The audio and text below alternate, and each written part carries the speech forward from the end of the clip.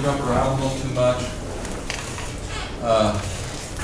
Some people think maybe we spend too much time on Leopold, but remember when we spend time on Leopold, or coming up soon when we spend time on Christopher Stone, or even farther when we spend time on the deep ecologists, we are spending time on figures, all of whom, from Leopold on down the line, are in a sense enigmatic.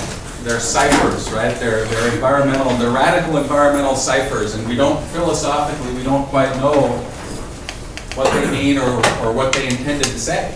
And so, you know, in kind of doing this literary criticism of Leopold, which is more than that, right? It's an effort to reconstruct and construct a workable land ethic, just a land ethic. I like to add the word workable because I think Leopold would approve. He wanted his land ethic to work because he was a lifelong land manager.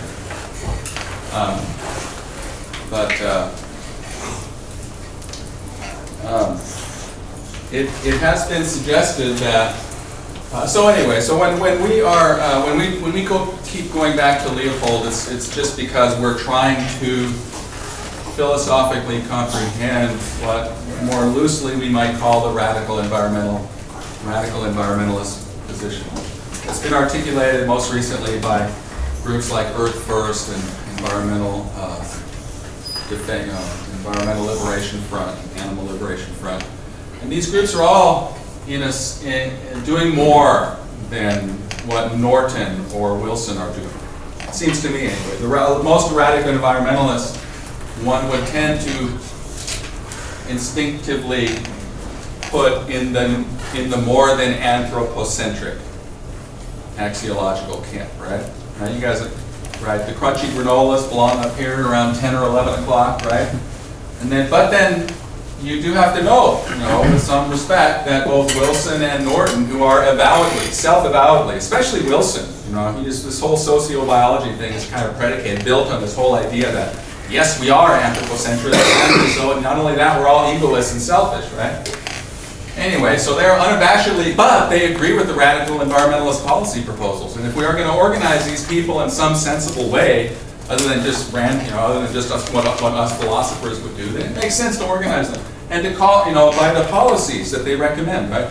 So if we notice Wilson or Norton recommending these radical environmentalist policies, even though they're anthropocentrists, I think it's perfectly fair to say, okay, well that means philosophically there are radical environmentalists in the holistic anthropocentric camp, right? Most of them, though, we would recognize as being in one of the more than in the more than anthropocentric camp, either as neo-Humeans, who we'll study now, and that's Collicutt's interpretation of Leopold.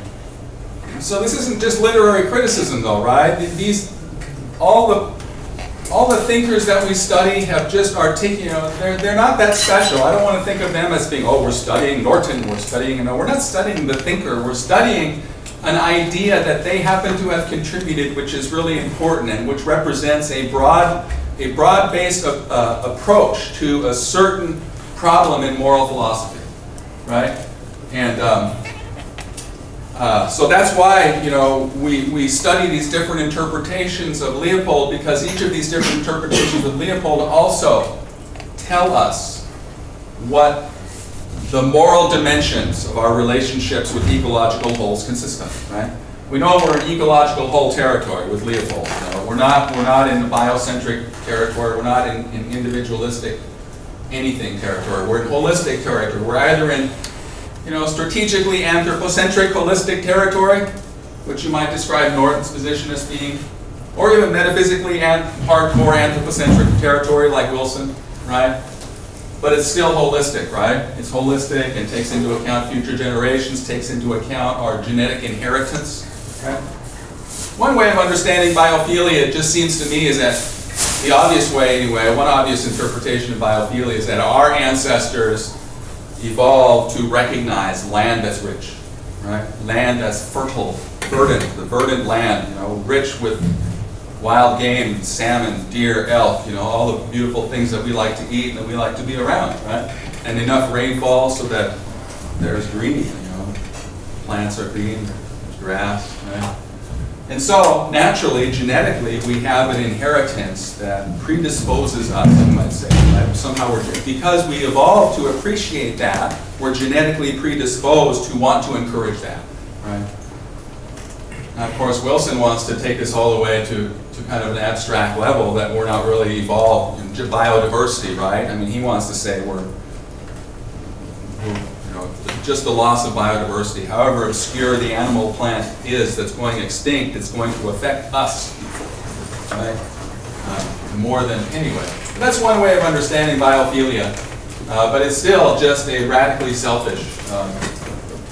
And now, though, now we're trying to understand the claim that ecological holes. Okay, I sent this email to myself. I write these little notes to myself on my phone, and then I send them to myself. And part of what, a big part of what the story that Leopold has bequeathed us in his land here at the beginning of his essay, right? The story about the gradual evolution of the application of the notion that people have rights, or that entities have rights, okay? And Collicutt wants to say something similar about how how the human being has evolved to the point where the human being has to understand that ecological wholes have metaphysical status. We have to use very careful language here, right? Because we don't want to predispose the argument one way or the other. But the claim that Collicutt is making goes beyond the claim that Norton is making, okay? Norton is not going any farther than a claim rooted in a consequentialist analysis of what happens when we treat land, air, water, wildlife certain ways, right? And the long-term consequences for human communities, right? That's as far as Norton wants to go, and that's as far as he thinks we need to go in order to have a working land ethic, right? But Collicutt says that's not enough. Collicutt wants to say that it's not really a land ethic. That's still just a prudential, enlightened, anthropocentric ethic, right? And lo and behold, Norton admits that he's a weak anthropocentrist. So anyway, Collicutt thinks there's something more to what Leopold is offering us, and there's a better way to articulate the heart of the radical environmentalist argument. Okay, and that radical environmentalist argument includes the claim that ecological wholes have some sort of more than anthropocentric moral status, right? And that's the exotic claim, right? That's kind of what the Holy Grail or something, right? Or the Philosopher's Stone, you know, that John Muir and all these radical environmentalists have been chasing after all these years, right?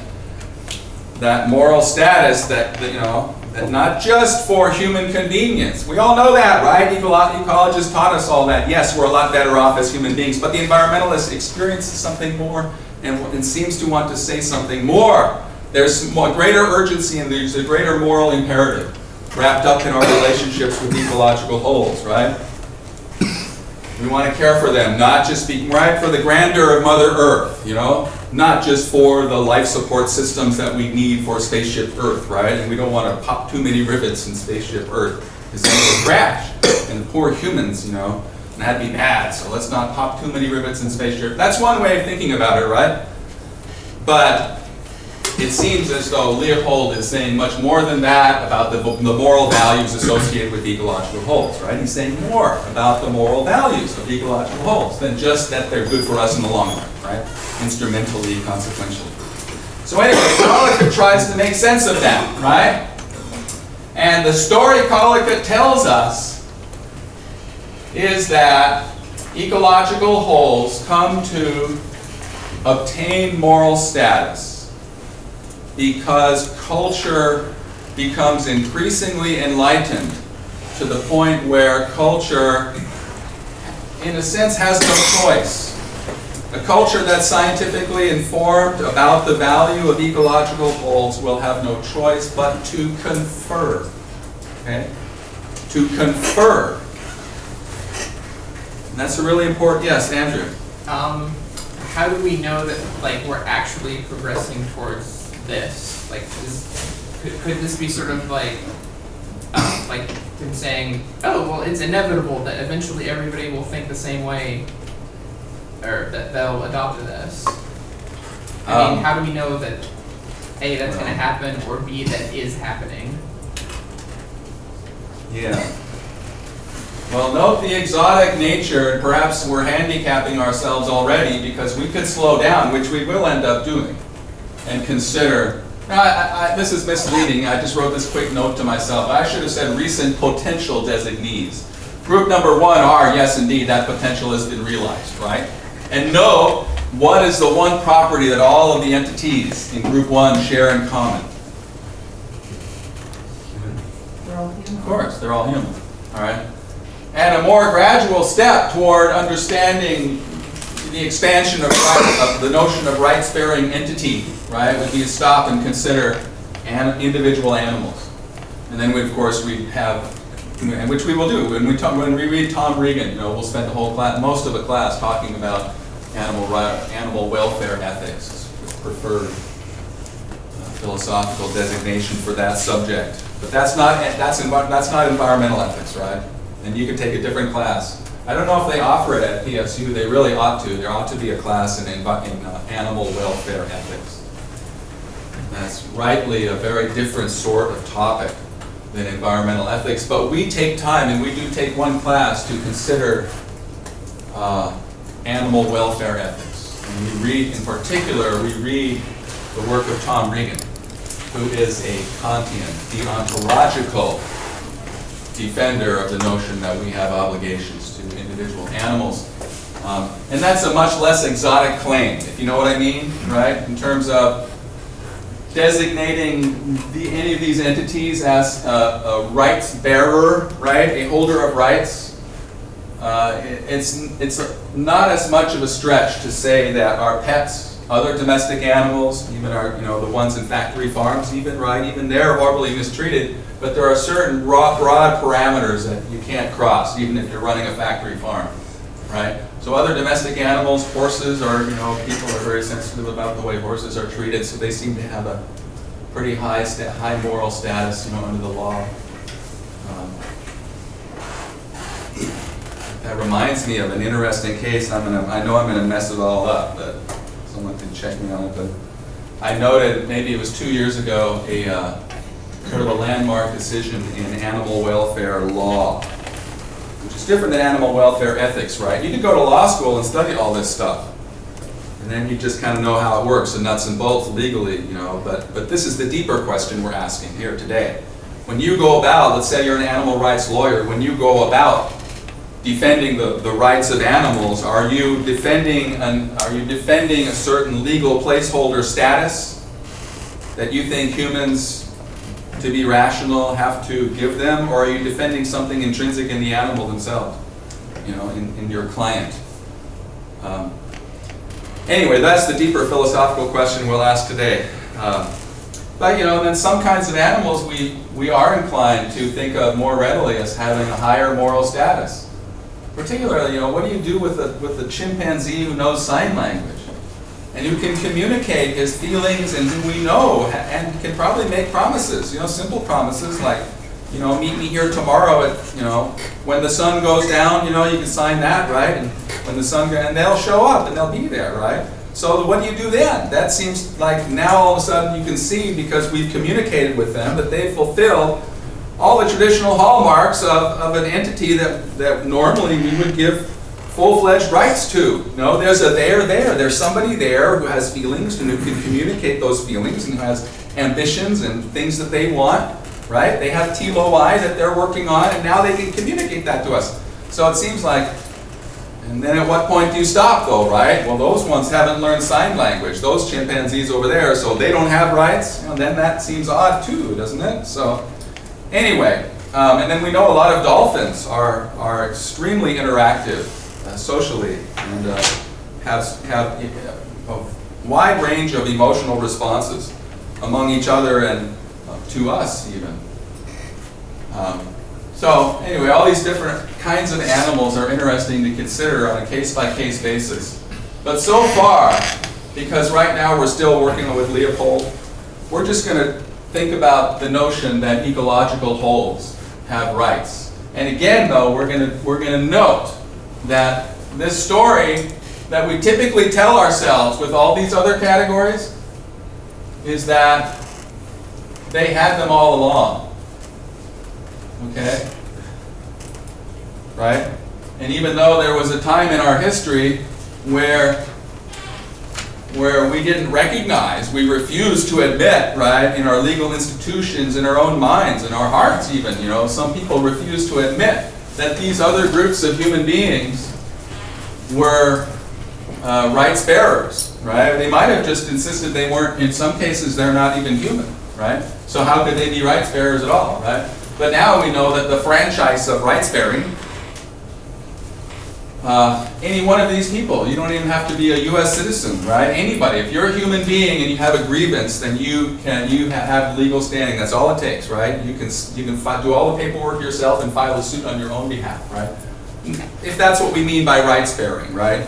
Just legal rights alone, right? All the humans now have those, right? And then some of these other entities down here, they also have them, right? They also have some kind of legal status, right? Note that a child, 4 or 5 years old, who doesn't have the maturity to make decisions, will have a guardian, right? Will have if the child is orphaned, right?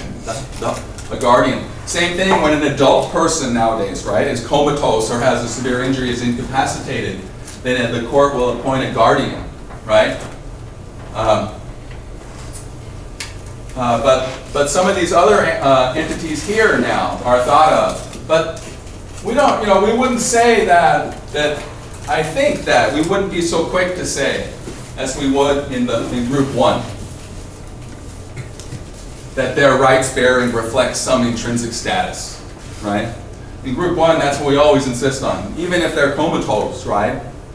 That's why we have to respect their rights, because they're intrinsic, right? Let's say they're brain dead forever, right? But there's still that something human there, enough human there, right, that they are rights bearers, right? But these other ones, a lot of people want to say, well, you know, I admit that they don't have the hallmarks of these other entities.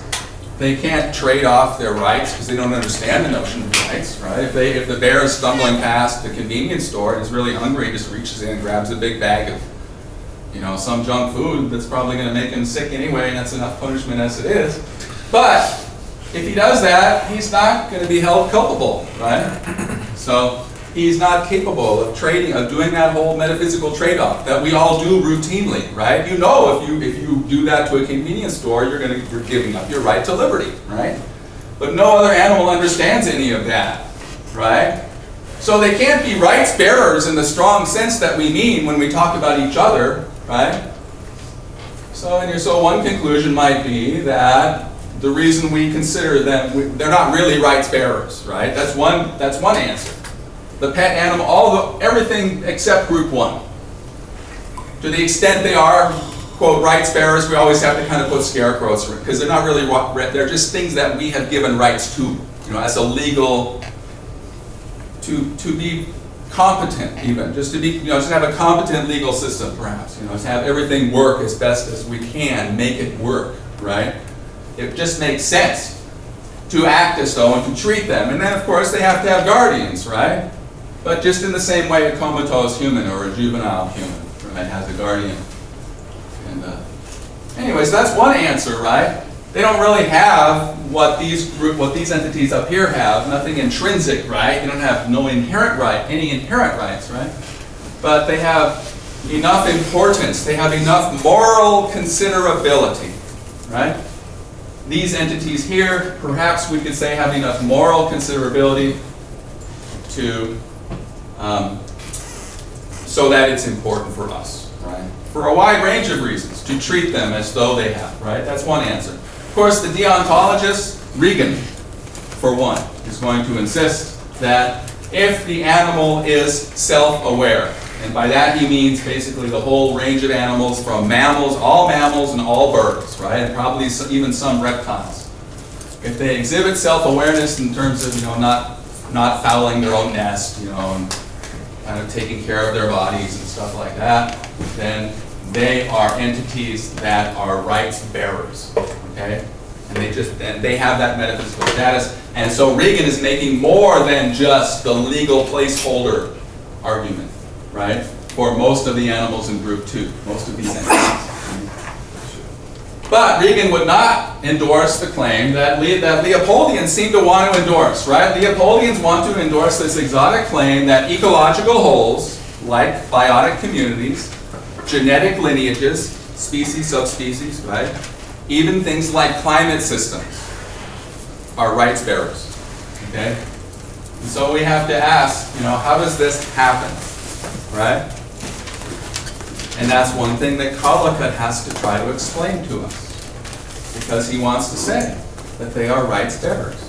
Not in the full, strong sense. He's no dummy, right? He understands all that stuff I just ran through for you real quickly, about why humans, right, how we can exchange promises, how we have rationality, how we know that we surrender our rights when we go break the law, etc., right?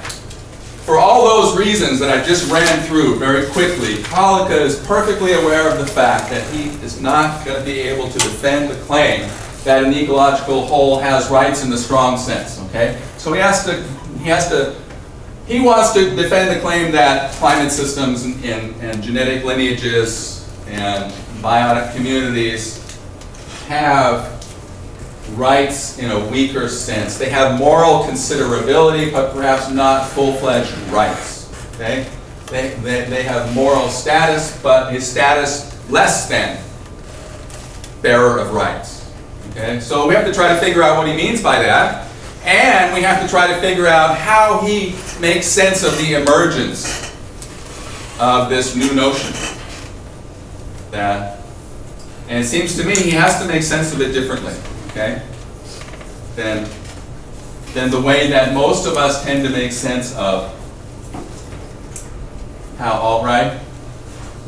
There's this story, right, that, for example, Leopold gives us at the very beginning of his essay about how Odysseus, when Odysseus came back from his journey, he found that some of his servants had been rude or had mistreated somebody or had not followed proper protocol. And so without hesitation, just as though he was discarding some used furniture, he had them killed, right? He had them hanged. And so at one time, historically, a property-owning male was the only person who was a rights bearer, and Odysseus, being a property-owning male, was perfectly entitled to dispose of his property as he saw fit, right? And all of these entities, right? Now I wanted to restrict it to our country, right? So obviously, Odysseus' time, some of these groups that we recognize here didn't exist. But for our purposes in our country, right, there was a time where only property-owning males had the political franchise, were able to vote, were able to own property, were able to inherit property, right? And when a woman got married, basically her legal and political and property identity all got absorbed under the husband.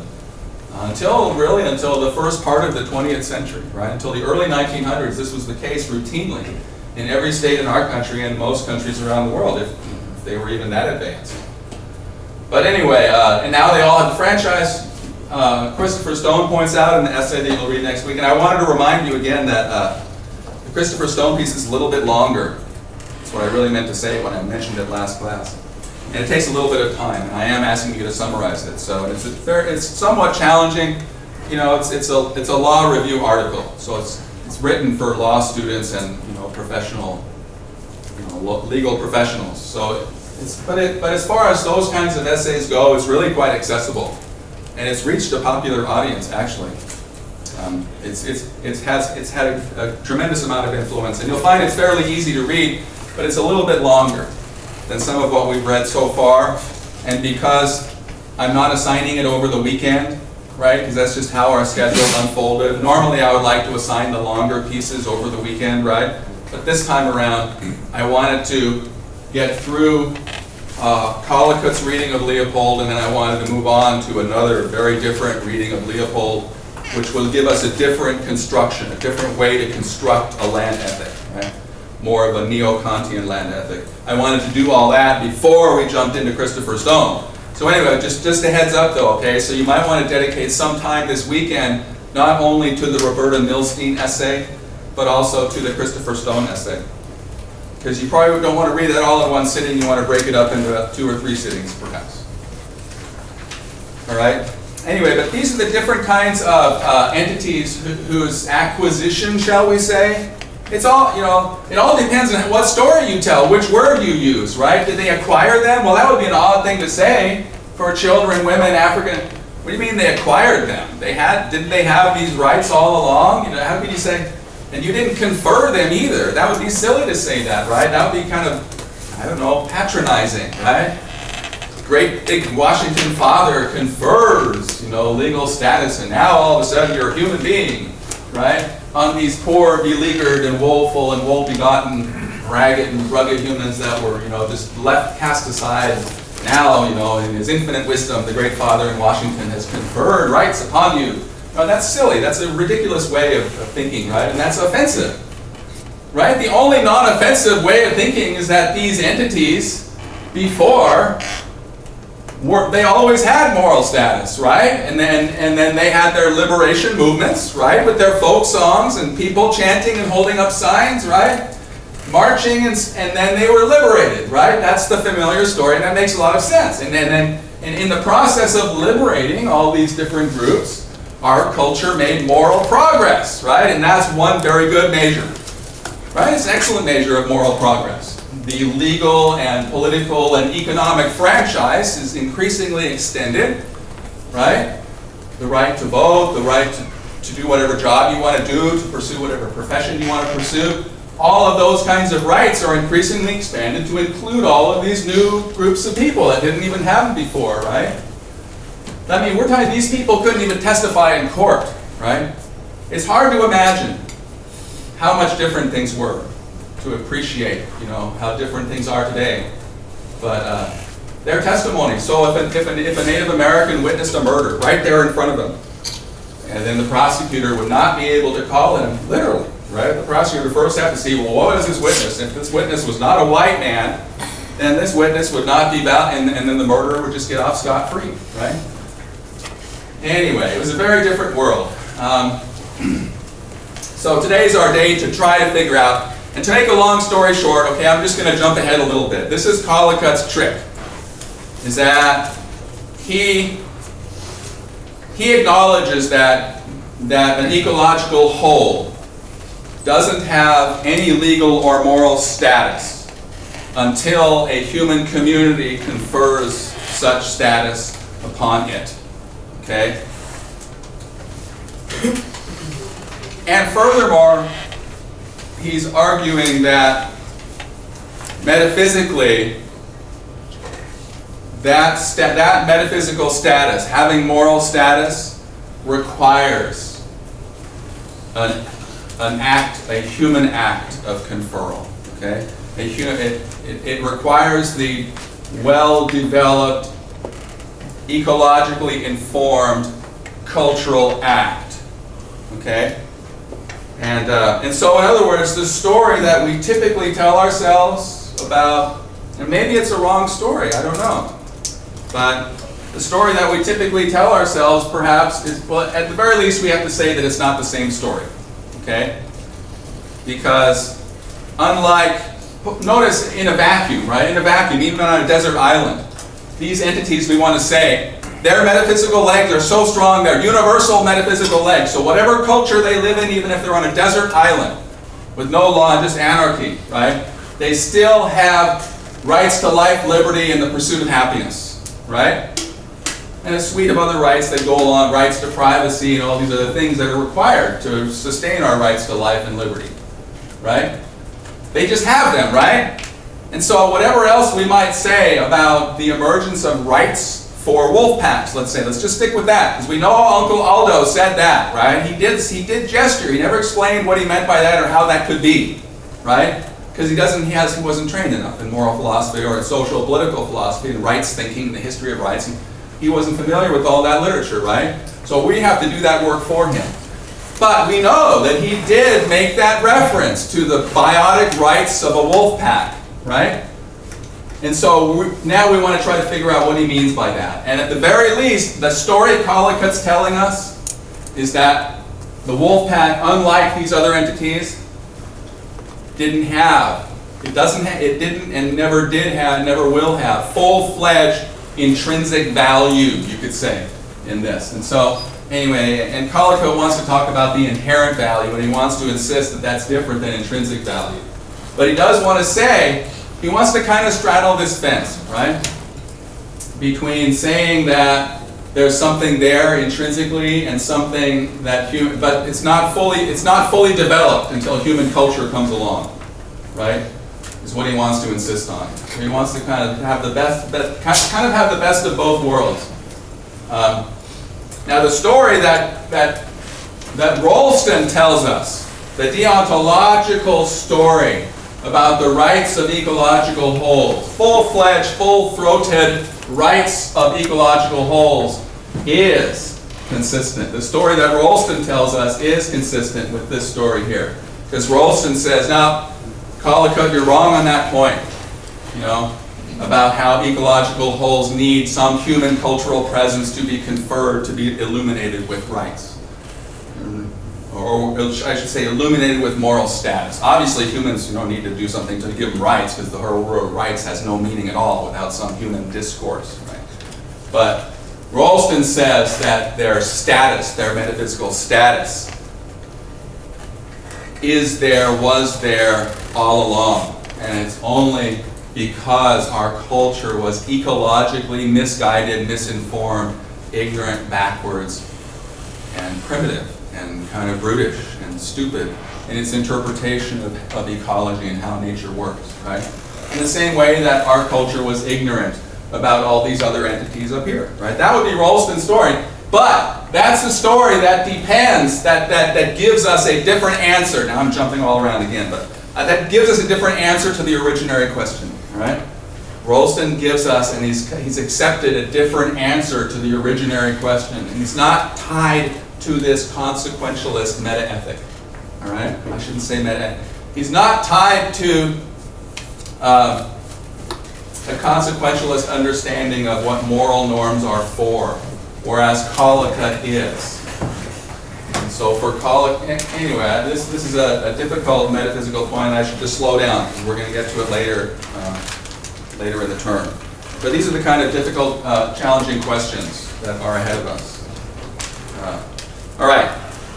So, but just notice that Collicutt is offering us, unless he wants to say that, for example, children don't really have rights until culture, in its infinite wisdom, confers those rights. Maybe that's what Collicutt's saying, that every human is dependent on some sort of cultural, and no human has metaphysical legs to his rights, perhaps. Perhaps that's what Collicutt is saying too. In which case he wouldn't be, there wouldn't be an inconsistency, at least. But